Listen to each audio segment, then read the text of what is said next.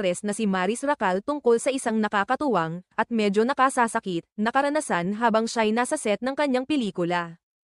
Trending ngayon sa TikTok ang isang bahagi ng kwento ni Maris, na galing sa isang episode ng Ang Walang Kwentang podcast kung saan kasama niya sina Direktor Tonet J. Dewan at JP Habak. Sa nasabing podcast, ibinahagi ni Maris ang isang pangyayari habang nagsushoot sila ng pelikulang Sunshine.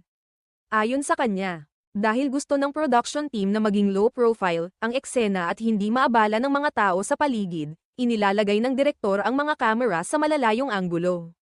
Dahil dito, tila ordinaryong tao lamang ang hitsura ni Maris habang gumaganap sa eksena.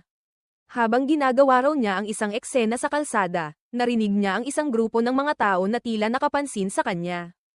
Naglalakad lang ako sa eksena, tapos action na. Basta gawin mo lang yung kailangan mong gawin, pagbabahagi ni Maris. Bigla raw niyang narinig